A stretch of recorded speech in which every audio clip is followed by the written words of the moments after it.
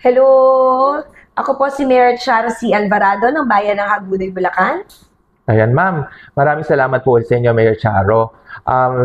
Sabi po namin kanina, no, syempre ang mga Alvarado has a very rich history in politics. And at the same time, you're a first-time mayor in Hagonoy. Opo. So what can you say? Ano po yung mga nakikita po ninyong challenges being, a Charo and then also as an Alvarado? Opo, syempre Alvarado pa rin po ang nananalaytay na dugo sa atin at hindi ko po maitatanggihan. And for almost 40 years po sa 2026 ay nandiyan na po siguro yung Tatak Alvarado sa aming pagsiservisyo. And kaya naman minahal po ako dito ng aking mga kababayan dahil din po sa husay at galing ng aking ama for 12 years na naging punong bayan nila dito sa bayan ng Hagunoy. And pinaghirapan ko din naman po para makarating po ako at makuha ko ang posisyong ito. Ayan. Mayor siya, kasi siyempre right now, napaka-challenging yata ang salubong sa iyong administrasyon dahil nasimula na yan tungkol sa flood control projects. Nung binigay pa po ni President Bongbong Marcos yung listahan doon sa isumbong mo sa Pangulo at lumabas po doon yung mga listahan na mula sa Hagonoy. Can you tell us more, ano po ba ang estado doon po sa listahan? Ano po yung mga ginagawa niyo po ngayon? Ito pong listahan ni Pangulong Bongbong ay 42 projects po ang binaba dito ng DPWH at ng mga national agencies. 22 barangays po ang nalagyan ng mga 42 projects na ito. 26 na barangay lang po kami. At nung inikot po namin ito, ngalan po dito na nakalagay na completed ay ngayon pa lamang po ginagawa halos. At yung iba naman po ay hindi namin makita kung nasaan. At mahirap pong i-detect kasi meron pong ibang barangay, kagaya po na barangay ng Santa Elena, 6 po na kontraktor ang nakalista sa ating Pangulo doon po sa isumbong kay Pangulong Bongbong. So paano po namin malalaman kung saan yung lugar ng 6 na ito? Okay. So ngayon po, you're tracing those facilities at nababalidate. Kasama po ba to ang kasama pa rin po ba yung DPWH dito? Or kasama po ay municipal engineer lamang namin at MPDO habang ito po ay binavalidate namin at nakita nga po namin. Nakakalungkot po, 3.056 billion pesos. Parang hindi po naramdaman dito sa aming bayan. Dahil hanggang ngayon po, baha pa din po kami. Wala man lang ni isang barangay na naisalba yung 3 bilyon na sana pinagkaloob nila dito sa amin, na sana po ngayon ay nagpapasalamat na kami. Pero hindi po maging lubos yung aming pasasalamat. Nabanggit nyo nga po kanina, Mayor, no, regarding dito sa, kasi merong tinatawag tayong September 21 rally sa EDSA at nabanggit nyo meron po kayo dito sa mismong Hagonoy mismo. Kayo po ay magpa-participate po doon? Apo, sasama po tayo doon dahil ito po non-government organization ang mga nag-initiate at ang ating po mga kaparian ay nag-initiate din po nito. Sasama rin po tayo sa pakikiisa sa kanila na hindi po basta-basta sinasabi na sanay na yung ating mga kababayan sa baha. Dapat po sabihin na rin namin na sawa na ang aming mga kababayan sa baha. At lalong higit sa lahat po, sawa na ang bayan ng Hagunoy na gamitin po kami ng paulit-ulit para po sa mga proyekto at programa na hindi naman po namin nararamdaman ang kapakinabangan nito. Ayan. Maraming salamat po, no, Mayor, kasi kahit paano nakikita namin yung inyong vigilance at of course ang inyong commitment regarding this topic. Tayo naman po ay lilipat naman po, no, dahil dito sa sinasabi nating accountability of the government. Ano ho bang makikita yung suggestion na yan? Kasi syempre from DPWH, First District, das Hagonoy, ano ho ba? How can we solve this solution, particularly in Hagonoy? Sir, talaga pong nasa batas naman yan, Local Government Code, na kinakailangan po na pinapaalam sa local chief executive, ano man pong programa, national or local po o provincial, kailangan po alam to ng local chief executive dahil tayo po dito sa pamahalaang bayan ang nakakaalam ng tunay na kalalagayan ng ating mga kababayan. Tayo po nakakaalam kung ano po ba dapat ng mga programa at proyekto para po sa kapakinabangan ng buong bayan. Kaya po natataka po kami na bakit ang programa ay nanggagaling sa itaas. Ibababa na lamang po dito sa amin.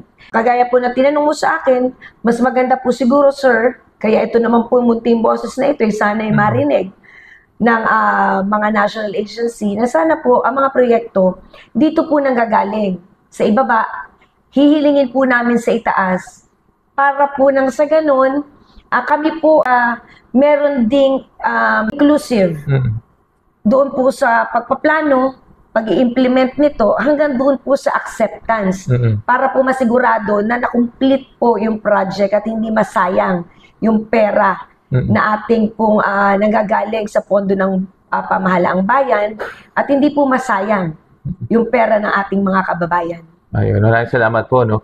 Ngayon, dahil nakikita po natin na syempre first termer po kayo at nakita po namin ang inyong commitment, lalo na syempre babalik na tayo, masyadong mabigat ang flood control, Mayor.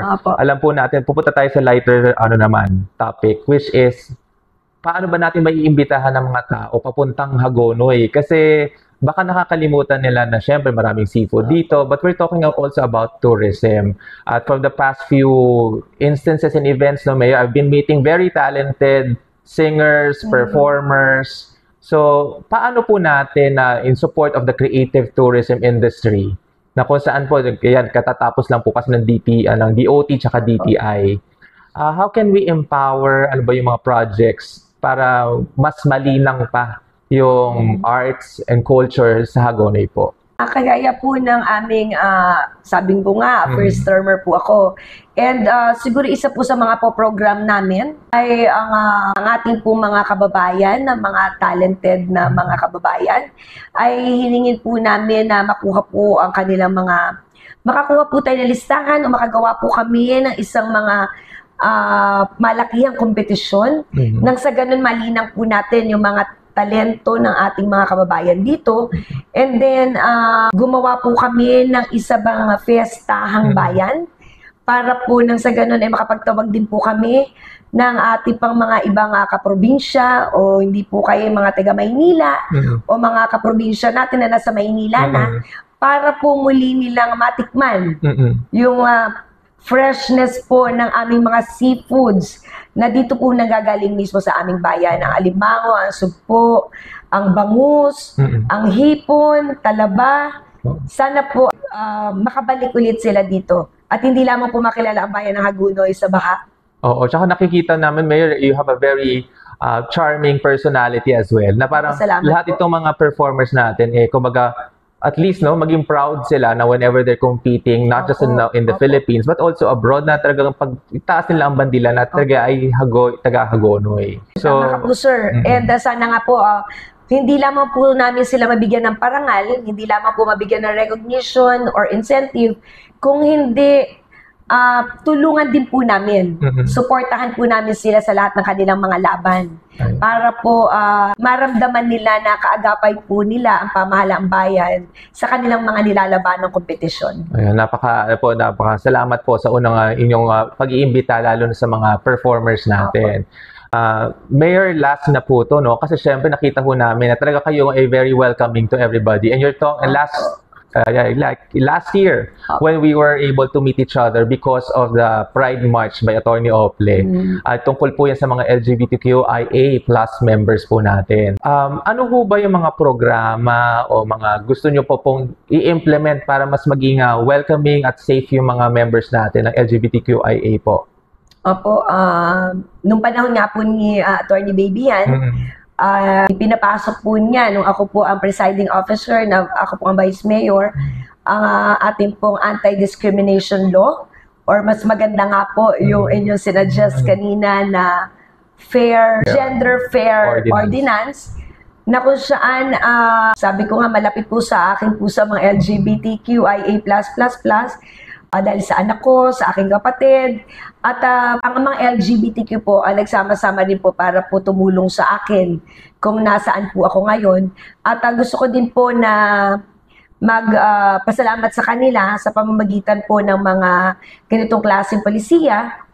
At sana po mapaigting ni Attorney Baby sa Sangguniang Bayan kung paano po natin maipapapasa itong mga ganitong ordinansa na lalo pong mapapaayos yung pong kapakanan at kabutihan po ng ating mga LGBTQIA+, at maging kaisa po natin sila, maging inclusive po sila sa ating pamamahalang ito, dahil naniniwala naman po tayo na ang ating mga LGBTQIA+, pag po ating sinuportahan, ating pong tinulungan, ay talaga naman pong magiging kaagapay, magiging wind beneath our wings. Ayan. Dahil yan po ang mga, lalo na po pagdating sa mga pagpopromote, napakagagaling po nila, napaka-creative po ng mga yan. So, kinakailangan po kung paano natin gustong umangat ang ating bayan, wag po natin silang kalimutan. At nabanggit nyo nga po kanina, no? Talagang very inclusive kayo dahil mismo ang katandem nyo sa Hagonoy, ang Vice Opo. Mayor po natin, ay member po ng LGBTQIA+. Opo. Ayan, talagang makita natin na talagang welcoming sa Hagonoy. At patunay din po naman na ang aming mga kababayan ay talaga naman pong meron gender equality pagdating po sa ganyan at wala pong diskriminasyon. Kaya nga po si Vice ay talaga namang minahal din po nila. Ayan. Last na po to, Mayor, no? Ano po ang magiging mensahe nyo po, lalo na ngayon sa mga people of Hagonoy? Siguro, perhaps, kung hindi lang nandito sila, siguro nag-overseas workers sila o nasa Manila, what can we tell them to assure them that under the leadership of Mayor Charo Alvarado? Naku, maraming salamat po. Siyempre po, itong administrasyon na ito, talaga po nilalapit namin ang aming pamamahala sa ating po mga kababayan at umasa po kayo na ito pong pamahalang ito ay makikinig sa inyo pong pangangailangan. Pwede po ninyong tapikin sa aming mga balikat kung kami po ay nagkakamali. At ang gusto po namin ay maramdaman ninyo ang pamahalang ito. At ito pong pamahalang ito, maniwala po kayo, responsive government po tayo. Ayan. Maraming salamat po, Mayor Charo. Maraming salamat po. Service from the heart po tayo.